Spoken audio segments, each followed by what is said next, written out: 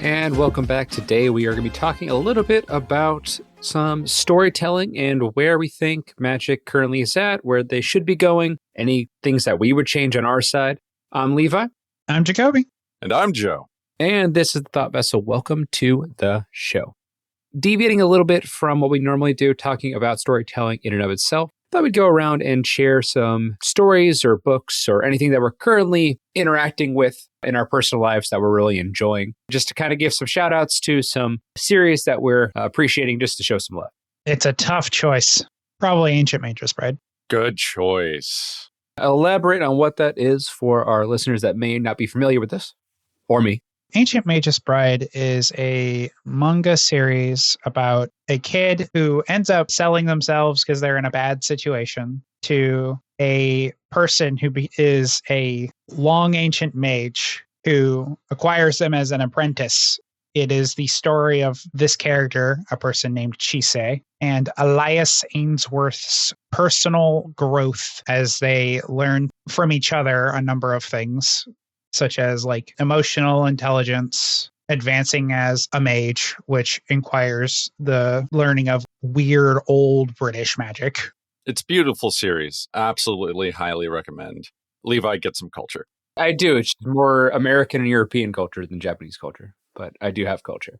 I will say it is a Japanese manga, but it does a lot of British folklore. There's a lot of relatively accurate British fairy tales. There's a lot of British and Irish fae. There's house silkies. It talks about a much more accurate Titania. It's pretty good. I do like it when we're able to stand on the shoulders of giants and kind of get ideas from each other collectively. I think that's the best way to push forward with innovations. It is kind of cool seeing a more traditional Japanese style literature that's looking at different parts of the world for inspiration for their stories. So that's kind of neat. I enjoy that. That's pretty cool.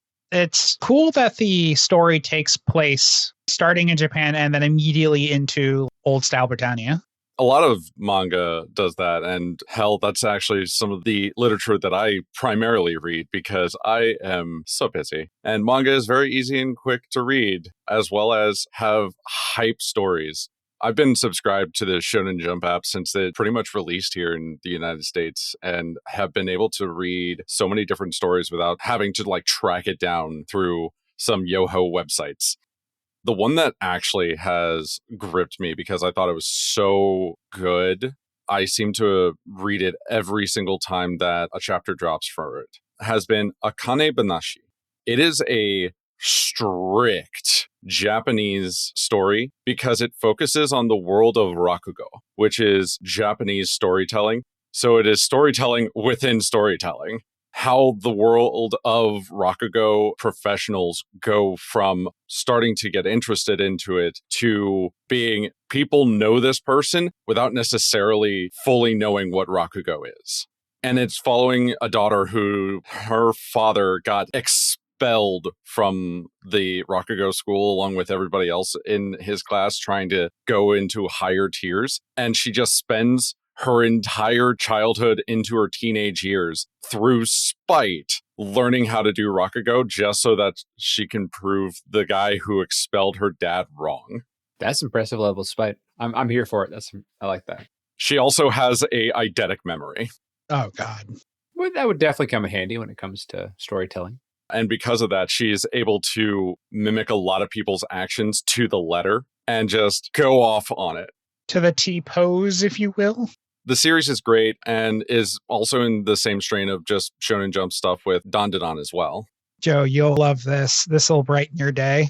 I have been convinced to start watching Frieren again.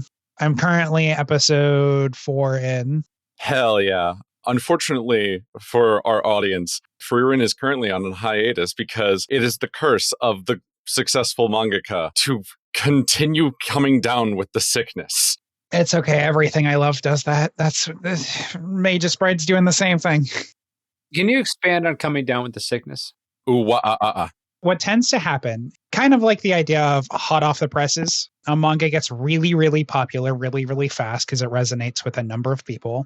For example, Frieren as a character is a very, very popular character because they're very, I don't know how to describe them very well.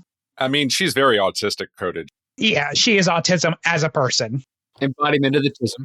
I wasn't sure if I should just outright be like, yeah, I vibe with her because her and I have the same perspective of the world. The entire point of Frieren is that she has lived most of her life as an elf, living long as hell.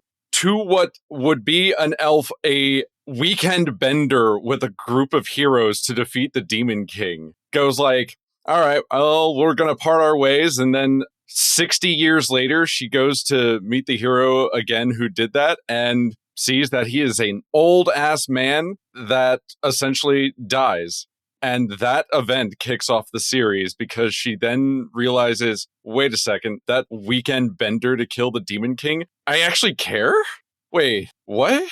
You know how your grandma likes to take like a long, long time doing a number of things? Sure. Imagine if your grandma never aged and has been doing that because they know they have all of the time in the world and they're now like over 1,000 years old. And that's just how they live their life. They just love to take their time. Sitting in a jail cell for 2 years is, I could sit here for a moment, I guess. I like to rest my feet. Zero cares. Back to the point we were establishing. The series gets really popular and then they want to generate a show because it's going to make a lot of money. It's a popular manga, tends to make a good popular show. The show cannot supersede the manga. The manga is the source material. People find the show more often than they find the manga nowadays. And then they're like, where next season? Not understanding that the source material is still being made right now. We finished season 2 of Ancient Magus Bride, and people are like, where's season 3? Why many-year gap? And it's like, brother, they are writing season 3 in the books right now. It's not done. Or, in the worst case scenario, Berserk, where the artist is actually dead, but their friend is continuing because they generally know how the story is supposed to end. That happens a lot in modern day because people don't outsource manga the same way they used to because shows are much easier to acquire. I'll go ahead and hit on mine here. Typically what I will do, because I commute a lot for work, I like to listen to a lot of audiobooks, and then I'll usually have one physical book on the side that I'll read on rainy or snowy days where I'm just kind of trapped at home. The book that I'm reading as a physical copy at the moment is called Armada. It is from Ernest Cline, same author that does Ready Player One. He does a lot of very nostalgic, throwback 80s video game culture references in his books. The premise of this book is that there is a character who's finishing up high school. He's very, very good at this particular video game that turns out to be a government program training people that are capable of piloting drones for planetary defense.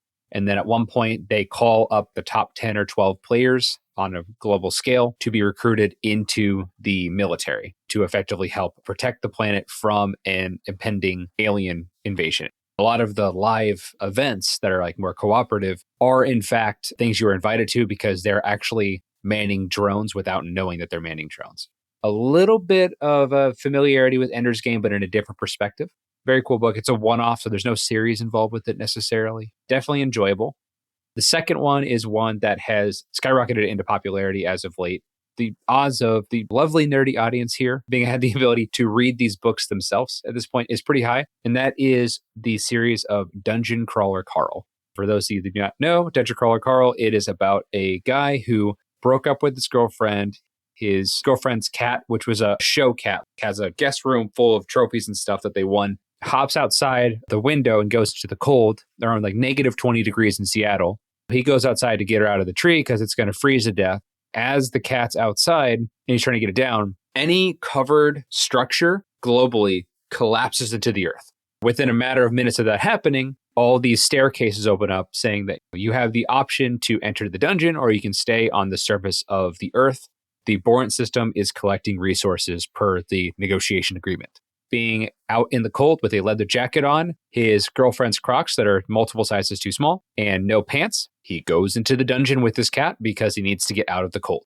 And at that point, what you learn is that the Earth is farmed for resources and the remaining survivors are put into an 18-level dungeon that is being streamed across the galaxy and the universe as a source of a television show. People have the ability to collect upgrades and it's treated almost like a D&D campaign. early into the series, the cat gets sentience and is able to be a character as well that can talk and shoot. You have a Borderlands-style sassy DM, essentially, that is the AI that's running the entire dungeon. The Tiny Tina, if you will. Tiny Tina. That's crazy. There is a big Tina, but we'll not talk about that right now. It is a fantastic series. They are currently 7 books in, with the 8th one is supposed to be coming out in May. They're also working on a webtoon version of it as well. Their first season's done. That's online for free. They're doing a lot of auxiliary stuff too. Jeff Hayes does the narration. He's a fantastic voice actor if you ever get a chance to read. Yeah, I can't recommend it any more than I can. It is a 12 out of 10. Given the fact that you said that there's a big Tina, is this the world's equivalent of a large Marge? No, I don't want to get into any spoilers about any of the events. Big Tina happens on a later floor. Fair enough. Sounds like we're ready to start talking about some magic story at this point. I mean, I guess. Kind of what sparked this entire discussion was actually from a Blue Sky post. I'll kind of go over what the Blue Sky post was and then expanding on to why this occurred to begin with. Explain the background behind everything and just kind of give some examples into why this continues to happen and why it may not be leading to the best storytelling that we can be getting out of the lore of magic. Effectively, we got some new artwork for Chandra.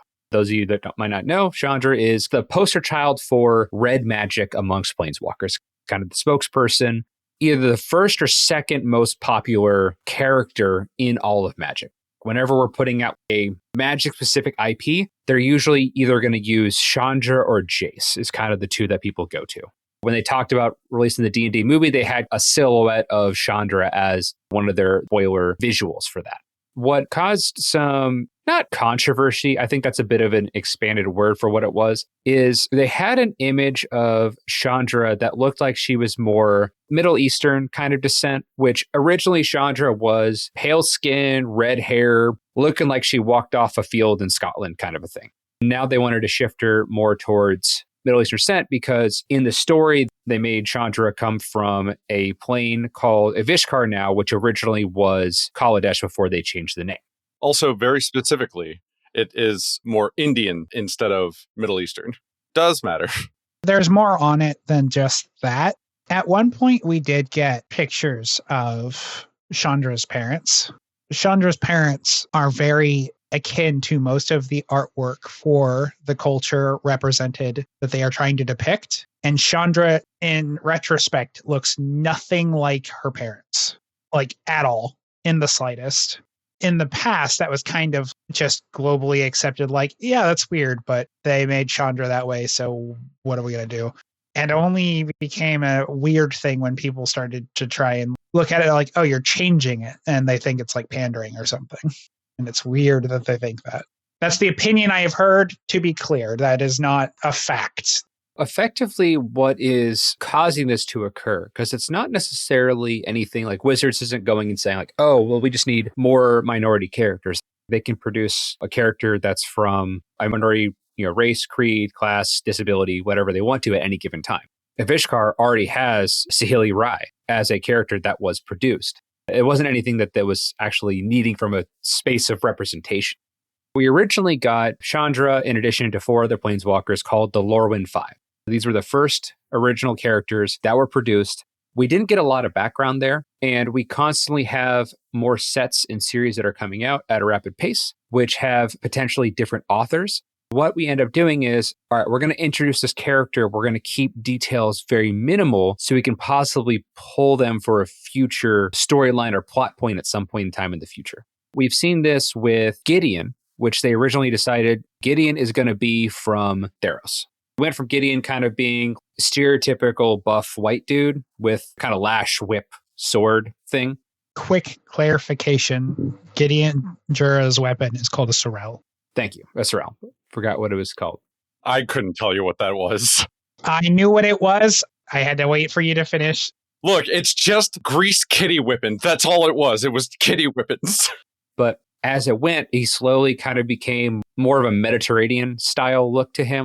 Something that might be from Italy or Greece kind of a thing.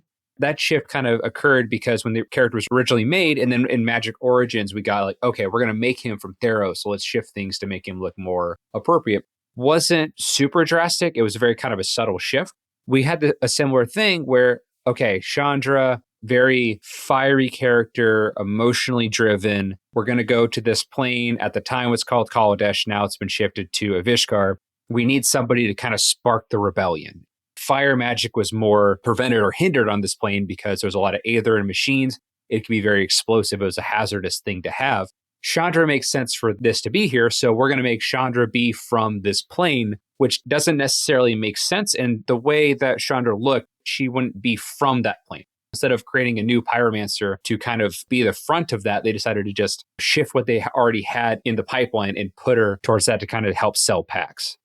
We keep seeing this happen. Instead of having like a new character, they are deciding that it's more appropriate to just put a familiar character into a story that may or may not make sense just for the sake of selling packs. We even got it with Elspeth, which was kind of supposed to be our badass Greek or Italian Odyssey style hero with spears and rally the troops and make a bunch of soldiers, kind of the stereotypical thing.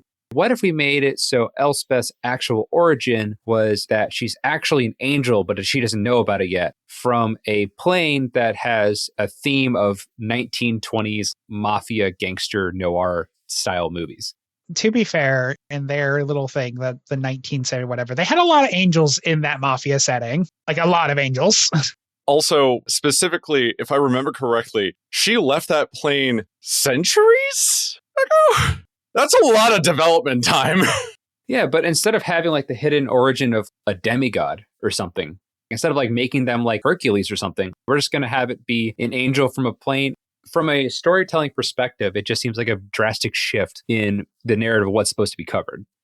So this is not an accusation that I'm about to say, but I'm about to say something kind of unhinged. You know what recent Magic the Gathering storytelling feels like? The entire thing's written by AI. That's what it feels like to me. Like we are on a plane racing through the Omen paths, seeing all the different places to see all these people. 2 sets to 3 sets in the actual lore ago. We were cowboys. It doesn't feel real at all. There's nothing cohesive about any of this. We went from racetracks to going to goddamn space and then back to Lorwyn. It's more of the plot points that they're trying to hit home at are AI, but they're still just giving it to actual writers that are at least still doing a very decent job of creating very fun and engaging stories. It's just not cohesive to be like, hey, all of this narrative fits together. It's like, does it though? Let's talk about that real quick. Let me go back to Thunder Junction, because Jacoby, you definitely brought that up. You have these sets that are coming out, and they're like, okay, Outlaws of Thunder Junction. What they decided what they wanted to do was use the excuse of Omen Paths to bring a lot of villains from different universes and have them go to the Wild West. Rakdos, who is running a carnival on Ravnica, a big-time, heavy-hitting character in Ravnica. Now he's a cowboy as the muscle on a particular plane that doesn't necessarily need him to be there. Very confusing for audiences, like why is he here? Doesn't make a lot of sense. I think the most egregious one, though, was Marchesa. Marchesa coming from Fiora, which is a Italian Renaissance themed set, which was where conspiracy took place. So that's kind of where Braga was as well. You're having this very manipulative Machiavellian monarch queen style character is going to a cowboy plane and now is wearing a cowboy hat and doing desperado outlaw stuff. Why wouldn't she have protection or bodyguards? She has civil duties to do. Why are you here? It doesn't make a lot of sense. And then you're telling writers, we still need this card to be incorporated in the story somehow. Go figure it out. It puts them on a very, very bad spot to work from. And then you also have to take into consideration anything that's been written in the past from a previous writer that you may not agree with the character development of the characters you're working from, because we're kind of shouldering things from one author to the other.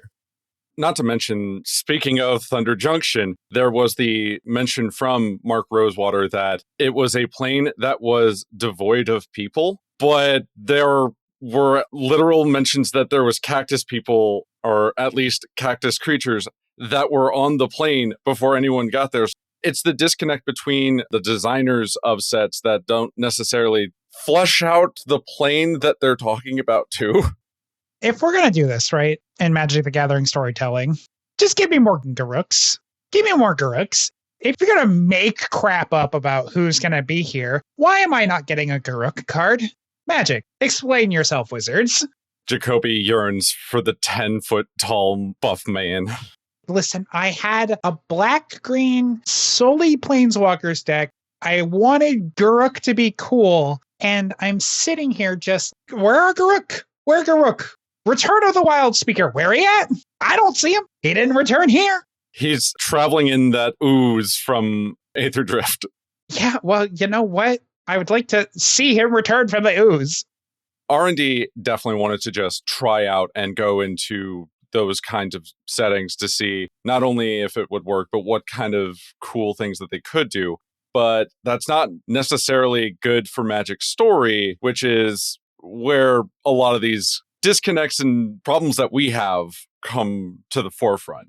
When you want to make all those cool things, it goes back to what people were saying. They were hat sets. Basically putting hats on different characters and saying, hey, this is the new role-playing session we're doing. Get used to it. But I was leading a guild. No, you're the muscle now. Stop it. Or, but I was the queen. And here, have this six shooter. And now you run a saloon with other nerds. You're going to deal with outlaws. It does make a lot of sense. And also, you might even be having spots that I'm sure this is happening as well, where you have artists that are designing these cards in a certain way. And then you have people who are writing about these characters and trying to get things developed. And then the playtesters come in like, oh, well, we need this to be less powerful or more powerful. You have these cards that are disproportionately not really reflecting to what the cards are actually doing either. The Kathleen Kennedy excuse for the sequel trilogy of Star Wars, the biggest thing that most people point to as the overall issue of the sequel trilogy was that there was not a cohesive storyline between all three movies. Different directors having different visions. That's why there is so much division over if 8 is better than 9, even though 7 didn't really try all that hard either, because it essentially just replayed the exact same story of 4.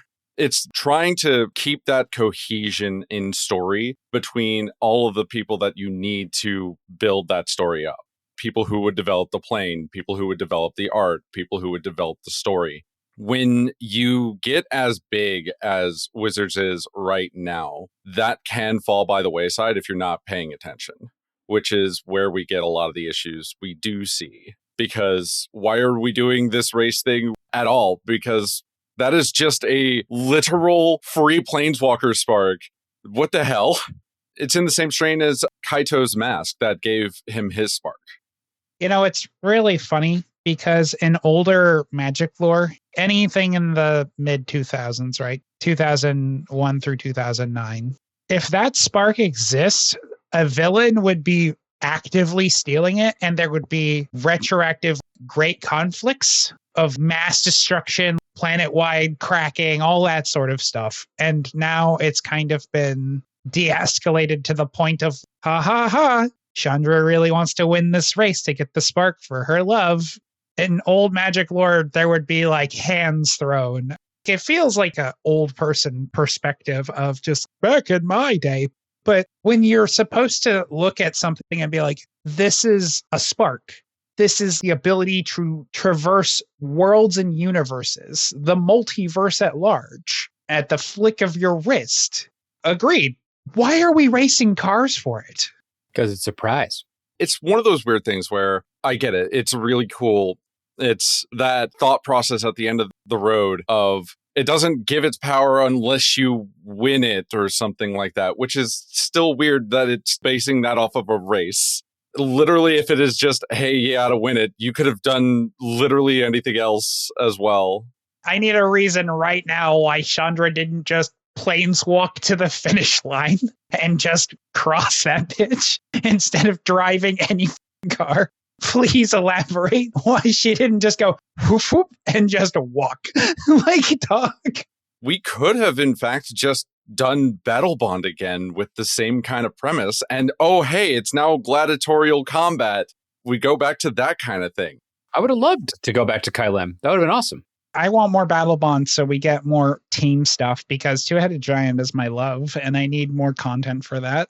Which then also could have been really cool with the team thing of Chandra and Nissa coming together to do the same goal of Nissa wanting to have a planeswalker spark again so that she could walk the plains without using omen paths, and Chandra helping out her love, her light, and them being a tag team duo that we can actually see do tag team duo shit. See, that would have been great. Another thing that we're not really considering as well is you want to do this idea, going back to Kylem, we're going to do battle bond stuff. Great. You have 2 months to write out the entire story, plus editing, plus everything else, because there's a new set coming, new designs coming, new art coming. We have University Beyond in there, which is kind of a break on the sake of the editors and stuff, where they don't have to like necessarily put out the lore content. But we're doing this at such an accelerated pace, and you have like points where we had like a natural break point. What the heck are we supposed to do now? You saw it with the end of the Urza saga and the Weatherlight saga, where, okay, we had this big finale and we needed to find a way to continue the storyline, but we have all these entities that are like god-level beings in Planeswalkers. We need to find a way to nerf them. And then after we get War of the Spark, we had to pivot to the Phyrexians. And then after March of the Machine, now we're having to pivot towards figuring out what to do next. We're going to make it so there's a bunch of portals everywhere so we can move creatures around without planeswalking. And we can kind of dial down the amount of planeswalkers. Just making it harder where it's almost like we have a giant fantasy-based soap opera that just moves in perpetuity forever, but we're not actually able to take the time to have the quality character development over time because we're constantly shifting between things and the priority is always on what's going to make the coolest cards and sell the most money. Listen. I hear you. I feel you. However, they do not get to have that opinion. That is false bullshit information. And I'm going to tell you why. You can't sit here and tell me you've planned 3 years of content ahead of time and then tell me that you only have 2 months to write the narrative. There's no shot you plan anything that far in advance. I don't care how little it's planned in advance. If you plan something 3 years in advance, if I went, hey, by the way, guys, 3 years from now, we're going to go to Vegas to do a panel. I don't care how little prep we do. If we have 3 years to write a script, prep or equipment, XYZ, and with as big as Wizards is, these are impossible conjectures to like justify, oh, the writing's meh because they had 2 months. They're planning 3 years ahead of time. Look at us. If they gave us 3 years, we would still have only the 2 months because we will forget about it until 2 months beforehand. No, you will forget about it and I will hassle the both of you and or one of you will hassle us and then we won't do it. That's different. We're not a company. We're just a gaggle of chuckle fun. Imagine that is the case. We have 2-3 years out. We're going to write this certain story. They assign you the task, but I have to now wait until the 2 previous stories ahead of time are completed to start my story because I need to know what happens from a continuity standpoint or is any characters that are crossing over. Plus, I also need to wait to see what characters are actually going to make the final cut as far as being in the storyline and all of this additional information before making a final draft. No shot. No. That's not how story writing works. That's not how a lot of the overarching story has definitely talked to each other. And they talked to each other before they needed to sit down and write. But that's not the era that we're in. We, in fact, have split offs from the different kind of sets and stories that they're telling. Edge of Eternity has had a completely separate storyline that did not have a through line into Lorwyn. Even then, there are different pieces in the background that are brought up a little bit, but not taking up the entire story. Such as the end of Lorwyn's story, which was a little nugget of a hint of what we would get in Reality Fracture. But even then, we're going at a rapid fire pace and we're using multiple authors and everything to move forward. We're not getting the best quality product. Looking back on previous Magic sets, we used to have fat packs that came with whole books. Yeah, I missed that. Granted, I'll give it to them that having like the audiobook versions of the lore and stuff coming out is pretty neat, but we're getting like essentially articles of lore periodically instead of getting like the actual novels and stuff like we used to. They might have an occasional novel come out like they did with War of the Spark, or I think the Strixhaven set is planning on doing like a hardcover book that you can purchase as well. But that's not the standard anymore. I blame Ronald Reagan for that. That's because Ronald Reagan can be blamed for most things because the economy kept getting worse. And so, of course, they couldn't just keep putting books into fat packs. What are you talking about? Look, I can blame Ronald Reagan all I want. That's my narrative. Joe's at a Magic the Gathering store going to an event, and he's just sitting here. Damn you, Ronald Reagan. I want booklets in my fat packs again. Loses the CDH tournament. God damn it, Ronald Reagan. That's the same energy as thanks, Obama. That's what that is. Cursing Ronald Reagan's name and thanking Obama in the same breath because you don't have booklets in your fat packs. Ronald Reagan presidential term starting in 1981 going to 1989. We're going to blame him for the fat packs in the 2000s. That's how that goes. 100%. Mans didn't predict far enough into the future to get me my fat pack booklet. You know, I actually collect those. I have every single one of them, by the way. You could have been like talking trash about like the housing crisis or something in 2008. And there's a lot of other places you could have gone. The dot-com bubble, but no, Ronald Reagan. You could even talked about like Amazon and Barnes & Noble killing bookstores. But no, Ronald Reagan. Ronald Reagan. There is at least some good stories that have been put out by Wizards that have at least added more depth to Planes, even if it wasn't the focus of Planes. One of the side stories of Thunder Junction had Yuma be featured as a prominent character and how he got a change in gender through an operation on New Capenna because New Capenna has the technology and magic to do that. I would like to see in the future of Magic, if it ever becomes prevalent enough, because story is just as important as the cards are to me, at least. I like to know why I'm where I am. I don't want a hat on Jace for the 100th and 30th time or whatever have you. If we can get not just booklets, but releases of documents or like some kind of thing equivalent to a booklet in the future so that we could have something that comes with the product that tells you why this is happening, where it's happening. I'd appreciate that. Even Lorwyn had a very good story because I listened to all the chapter videos that they put out. I did find it a little funny that they got away with an isekai plotline. Not gonna lie. Oh, hey, we're on Arcavios, and, you know, we have cataloged all of the omen paths, but we're going to have our students go out here and, oh, hey, look, there's an omen path that opened up right now. Congratulations, kids, you've been isekai'd into Lorwyn. Thanks, Oko. Thanks, Oko. I'm making that a thing now. Everyone, you blame Oko for your problems. Thanks, Oko, when your stuff dies. But I will also say that I think that Reality Fracture is still interesting narratively to do the essential multiversal thing and showing essentially what Time Spiral did for physical Magic cards to do that with characters. Because the biggest thing at the end of the Lorwyn story was what I was talking about, the overarching thing that they wanted to do, which was not intrinsic to the entire thing, which was a all-white Liliana stepping into Professor Onyx's office to talk to Liliana. And just seeing what that might entail with the Reality Fracture. We see the alternate path. What is that alternate path that could be taken?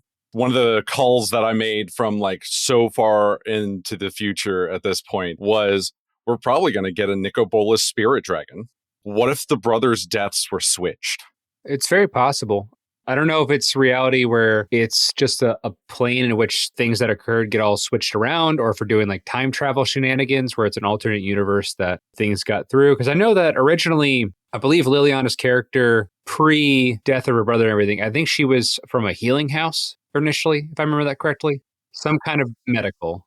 She was a cleric. You know what I would really like to see? If Palladium Mars had actually won the fight between her and Bolus in a different reality, and then Palladium was around instead of Nicol. It's those kinds of stories that we do still want to extol and say, hey, we understand that all of the story bunching together can be a lot and hurt consistency. But it's not a throw the baby out with the bathwater kind of idea.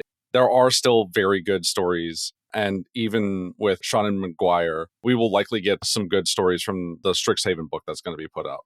I'm expanding on the idea I had in my brain. I would really like to see the original Highlanders, the several dragons, Arcades, Palladium, etc. I would really like to see them in a universe where they all got sparks. Individually, in their version, they got the spark instead of nickel, just to see how interesting mechanically they could be. There's a lot of what ifs you could definitely do. And we might even get a magic what if at some point, especially if they keep doing like Marvel and stuff. They might just organically start shifting that direction. Definitely be a cool secret lair. I think final consensus is that writing is hard, even if you have all the time in the world. For me, final consensus would be there needs to be a shift of putting the story first as their priority. Give them like a general plot map of what needs to happen. Let them complete their story, and then you give them a little bit of feedback here and there, but then build the cards off of what was covered. And then you can also add like tertiary characters that may not have been in the main plot or something as you want to. I would like to see the lore of Magic being taken more seriously, where instead of having Marvel in Magic the Gathering, maybe we have a couple of kids playing Magic the Gathering in a Marvel movie off to the side or something. And at some point, we inevitably get our own show. Because like Yu-Gi-Oh! Had their own show and their manga and everything. We never really got anything like that for Magic. It's really neat to see us getting to a point where the quality of the lore gets that we can actually start producing things like that. We did get a manga for Magic, though. It's called Destroy All Humans. They Can't Be Regenerated. It's also finished now, but it's really good. Highly recommend. Yeah, we did. Yeah, but it's more about people playing the game. This is what you asked for! This is literally what you asked for. Wait a minute. You literally gave the example of kids playing Magic in the background of a movie. What do you mean? Of a Marvel movie. I'm talking like bigger scale. You're unpleasable. Chat, get this man. I also disagree. The story shouldn't be first, because at the end of the day, Magic the Gathering is a game. We play this game for interesting interactions and for different reasons. Story can, in fact, be one of them, but we also really like cool cards. It's really hard to put lore as first. I would probably still like it to be up there, 100%, but it is a game first. Yes, but there have been some stinkers, especially when they try to expand it out to a full set. We do really get some very interesting thematic cards based on characters that have their entire own lore with Universes Beyond at this point. Jacoby just weighing the options of what I said. Like, I get you. It's a card game. We should have fun with the card game. If I have to look at elves and then you have to give me some stupid juxtaposition to why the elves do with all the... I want a story. Stop using words. I don't need the 400th Freeman Jace just because everyone thinks he's a cool card, okay? Give me, like, something interesting. Give me more Garuk. Now it's just William Shakes Jacoby inventing words to express frustration with Freepin. I heard Freepin. Ultimately, if there is one rule or law or anything that you could put into place to help Magic along, like something that they had to abide by from a lore perspective, what would it be?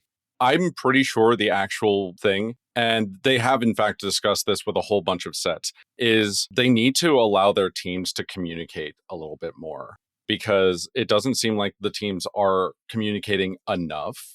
They are communicating. There is absolutely reasons why we still see some reprints happen at certain times. Even, hey, that's a really cool card. It's wonderful. Please let us use that. For example, Aetherdrift gave us Stock Up, and we are now seeing that in the Mystical Archive for Strixhaven from a recent announcement. That's the kind of talking that they have generally done. They just need to talk more. Allow these different teams to talk more, because it's not all one team. It is specifically different teams working at different sets at different times for different things entirely. And that's how we see on Thunder Junction Gonti being a cowboy going into the Night Minister of the race. Yeah, very, very odd. I would like to see narratively us try to follow a character's path for more than one set, because going from we have been following Chandra all of Aether Drift to now we're following insert other character and then we're following insert other character. I would like a story narrative with the consistency at which they viewed Phyrexia as the threat. You might have different main characters, but the consensus along the path was the same through Kamigawa, through Keldheim, through the other sets, etc., where we saw the pending threat. The narrative could derail to different places, but we had a consistent end goal of, hey, the Phyrexians are coming. Hey, the Phyrexians are coming. Or with how we got Hour of Devastation. Many sets before Hour of Devastation, hey, Nicol Bolas is plotting some stuff. Hey, Nicol Bolas is plotting some stuff while we're doing other stuff. It's actually very funny that the character was so forgettable that even Jacoby forgot him. Kellen was that character for a long while. He was in the driver's seat, but there was a lot of different themes and things that we were going towards. Nothing was really building on it during Kelton's era, I felt. Outside of like him trying to find his dad, which was Oko, and then Oko keeps showing up places. Which resolved on Thunder Junction, and he just stopped being in the driver's seat. He kind of was like, I'm done. You're my daddy, Oko. I don't give a shit. I'm a draw on you. Point being, though, is that I don't care if we have fun, weird, wacky stuff, as long as we have an overarching plot-relevant thing is happening. Don't forget about it as we transition to the next set.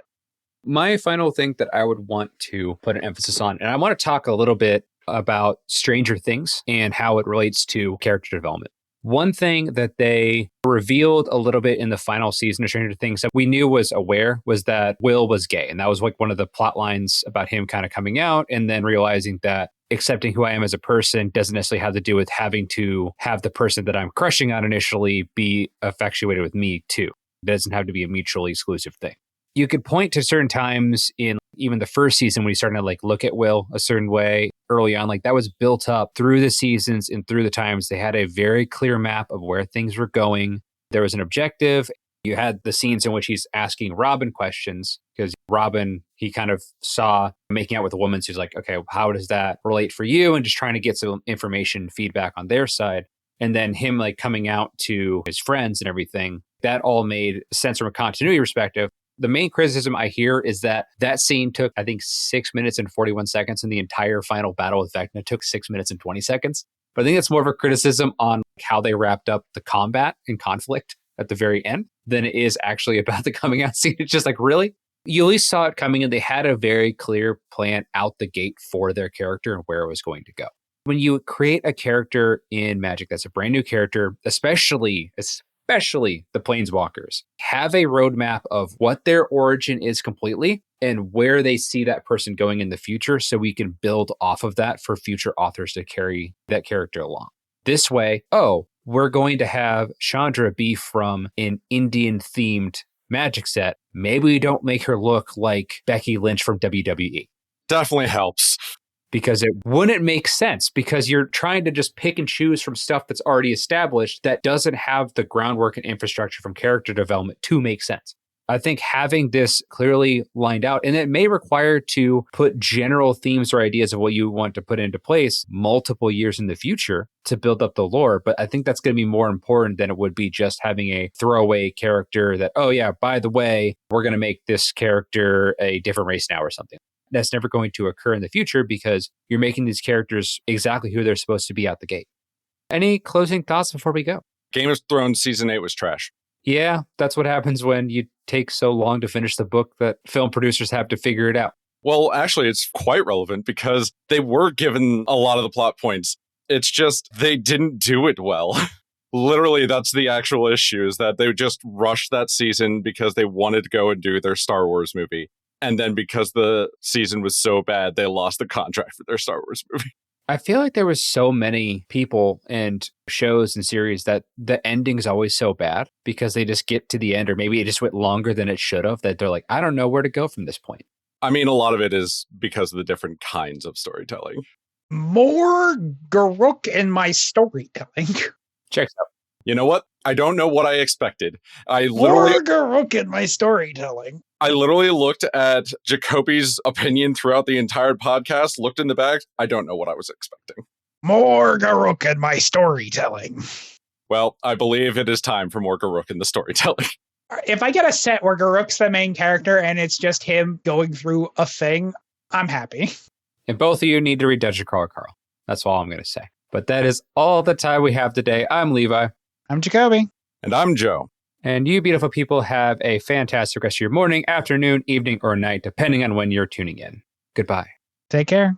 Did you know that Luke and Darth Vader, they're related? In fact, Darth Vader is Luke's father. But is he Garuk though? Vader is German for father. This isn't a surprise.